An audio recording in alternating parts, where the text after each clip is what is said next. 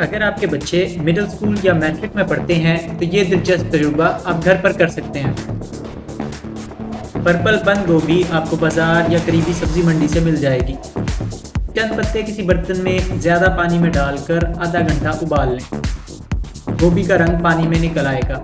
ये रंग हमें तेज़ाब और असास यानी एसिड और बेस में फ़र्क करने में मदद कर सकता है। तेज़ाब डालने पर पर्पल रंग सुर्ख में तब्दील हो जाता है। आप सिरका या लीमू के रस को तेज़ाब के तौर पर इस्तेमाल कर सकते हैं।